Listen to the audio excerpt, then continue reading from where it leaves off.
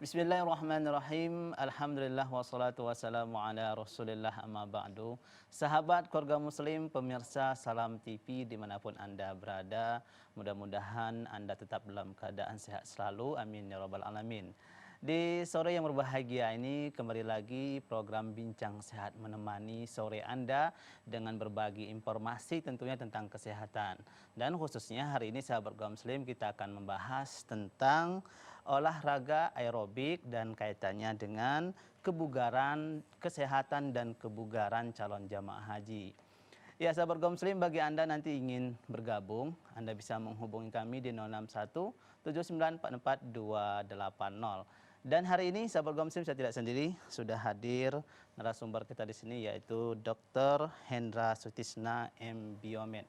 Apa kabarnya, Dok? Alhamdulillah sehat. Ya, terima kasih banyak Dok sudah hadir bersama kita di sini berbagi ilmu pengetahuan kembali tentang kesehatan kepada sahabat kaum muslim tentunya. Dan hari ini kita membahas tentang olahraga aerobik, Dok ya. Dan kaitannya dengan kesehatan dan kebugaran ibadah haji atau calon jamaah haji, karena sebentar lagi bukan sebentar lagi, Dok ya, bahkan sebahagian dari provinsi misalnya Sulawesi itu sudah ada yang berangkat dan tanggal 24 nanti kloter 1 sampai kloter 3 dari Aceh juga sudah akan mulai berangkat. Ya, ini sangat perlu sekali, Dok, tentunya untuk diketahui untuk menjaga kesehatan dan kebugaran, Dok ya. Nah, sahabat kaum muslim yang ada di rumah bisa siap-siap untuk mendengarkannya bersama di sini untuk mencatat kira-kira yang belum berangkat nih, Dok ya, masih ada kesempatan untuk melakukan aktivitas olahraga ini. Nah, kira-kira Dok, pengertian ini kan sering kita dengar nih, ada kata aerobik, kemudian biasanya ada pasangnya anaerobik seperti itu, Dok ya. Dan hari ini kita khusus membahas aerobik. Nah, kira-kira sendiri pengertian aerobik itu gimana sih, Dok? Baik, terima kasih. Assalamualaikum warahmatullahi wabarakatuh. Pemirsa yang di rumah, yang dirahmati Allah. Senang sekali hari ini kita bisa bertemu kembali dalam sesi yang sama, talk show kesehatan. Dan hari ini saya ingin berbagi ilmu di antara kita. Mungkin Bapak Ibu juga di rumah sudah pernah membaca berbagai artikel, namun ini bisa mungkin membantu referensi yang Bapak Ibu dapatkan selama ini. Terutama bagi para calon jemaah haji, para calon tamu-tamunya Allah nanti, insya Allah semoga diberi kesehatan ya Mas ya, dan kebugaran dalam melaksanakan ibadah haji tentunya. Untuk mengawali sesi bincang sehat ini, saya ingin berbagi kepada Bapak Ibu semua bahwa apa itu olahraga aerobik gitu. Ini penting ini Mas ya. Mungkin selama ini stigma yang beredar di antara kita masyarakat awam bahwa senam aerobik ini konotasinya berkaitan dengan senam dengan gaya-gaya yang vulgar ya, atau dengan pakaian-pakaian yang juga ketat dan ekstrim, atau dan diiringi dengan musik-musik barat, musik-musik yang keras. Mungkin itu adalah pola lama yang mungkin kebetulan diperkenalkan oleh mungkin teman-teman kita dari kalangan barat mungkin ya. Tapi sesungguhnya secara definitif bahwa olahraga, yaitu exercise atau mengolah tubuh yang namanya aerobik adalah pengolahan tubuh atau olah tubuh yang masih menggunakan oksigen dominan sebagai membantu pembakaran penghasil energinya. Jadi di dalam tubuh kita ini Bapak Ibu ya, ada yang namanya sumber energi gitu Mas ya. Sumber energi ini ya, glikogen yang tersimpan di dalam otot dan lemak di hati juga, itu bisa menjadi sumber energi saat tubuh kita membutuhkan energi lebih dari kalori basal. Kalori basalnya seperti biasanya kalau ibu bapak, seorang pedagang ya, seorang guru, seorang mungkin atlet atau apapun itu mempunyai energi basal masing-masing gitu. Jadi kalau ibu seorang guru mungkin energi basalnya tingkat yang kebutuhan kalorinya rendah, ya seorang mungkin kerja buruh pabrik, ya, bongkar muat barang di pelabuhan itu berat, itu membutuhkan energi yang berbeda dalam kalori basar. Nah, saat kita melakukan olahraga yang di luar aktivitas rutin, itu membutuhkan energi tambahan yang dibakar dari cadangan energi, gitu Mas. Nah, cadangan energi ini dibakar menggunakan O2 atau oksigen yang menjadi tonggak utamanya. Nah, saat olahraga dalam kapasitas penggunaan oksigen yang cukup, itulah yang dinamakan olahraga aerobik. Jadi saat olahraga itu masih menggunakan kebutuhan oksigen yang bisa tercover oleh tubuh, maka dia dikatakan olahraga yang aerobik. Kapan itu saatnya anaerobik gitu? Jadi misalnya saat tubuh atau dalam hal ini otot, misalnya saja lari sprint, ya, otot bekerja membutuhkan energi yang besar karena untuk menggerakkan otot-otot kaki dalam kekuatan yang kuat, power yang kuat dan juga intensitas yang kuat. Jadi sprint itu kan kencang gitu ya. Ini membutuhkan energi lebih, sedangkan oksigen yang didapatkan dari pernafasan, ya, seperti itu. Nah, paling berapa kali yang bisa dicapai oleh orang umum?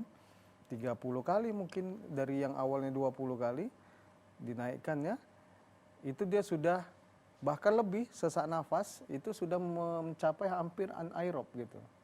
Nah, kondisi yang seperti ini lama-kelamaan akan menimbulkan metabolisme akhirnya berupa laktat. Laktat inilah yang menyebabkan keasaman di dalam otot dan dalam darah salah satunya, sehingga nanti otot kita akan lebih kejang, lebih kram, ya, dan pegal, efek-efek yang kita rasakan. Begitu.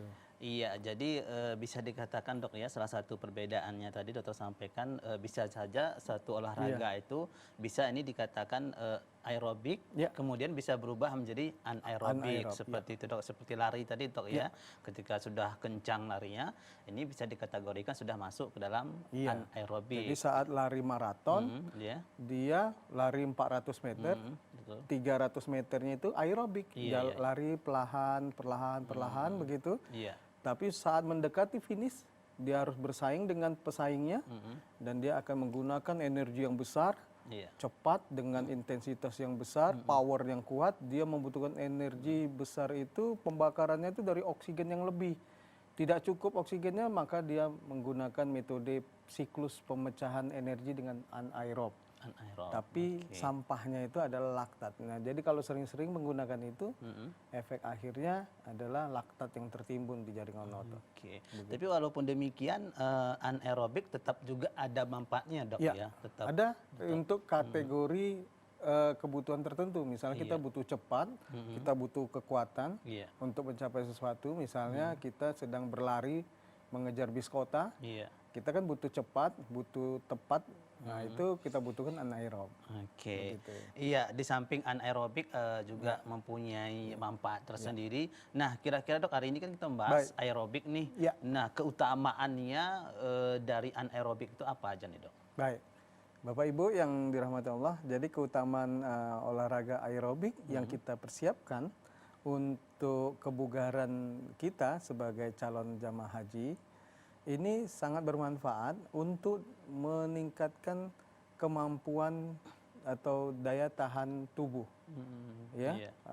untuk dapat melakukan exercise, ya, tanpa mengalami kelelahan. Jadi saat manusia ini sesungguhnya selalu melakukan exercise, olah tubuh, latihan fisik, tapi sering sekali dalam kondisi-kondisi yang ringan secara umum.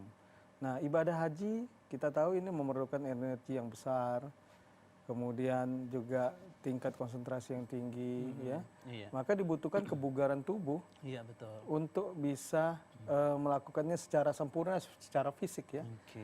Kita memfokuskan ke fisik ini, yaitu dengan cara melatih fisiknya tadi untuk mencapai tingkat steady state yang baik.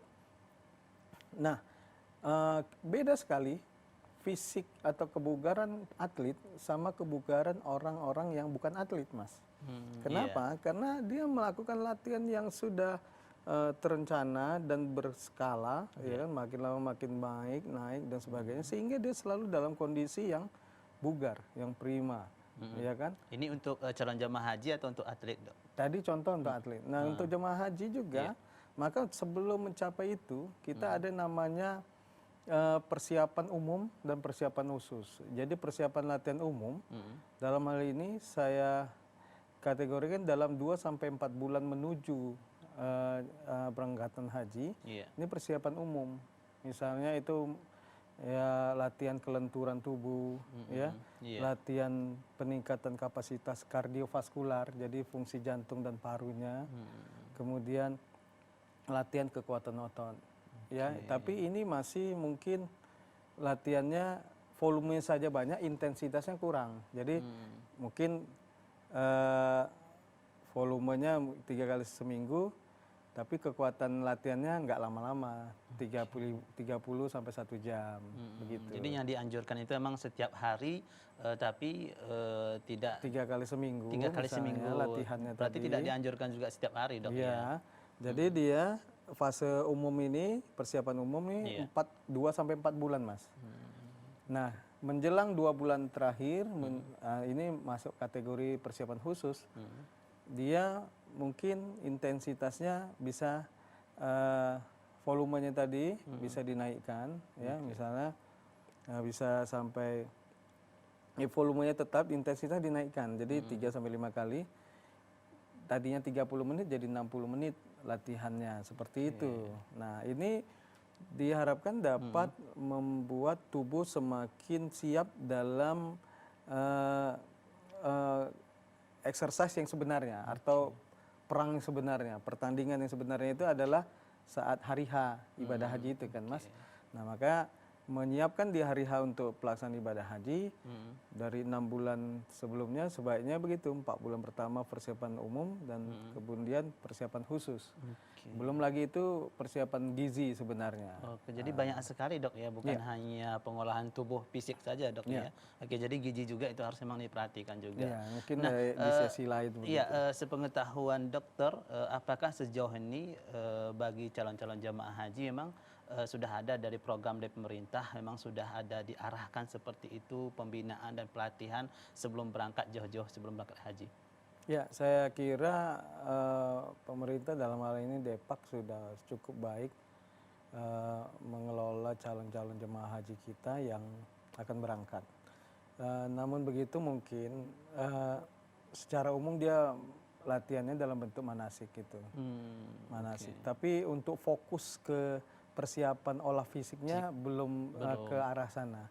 Jadi dibutuhkan juga suatu saat adalah masukan-masukan dari tim medis petugas haji yang memiliki atau dibekali kompetensi ilmu olahraga, faal olahraga, yang nantinya dokter-dokter tim medis haji ini juga diharapkan dapat memberikan materi-materi pelatihan kebugaran tadi.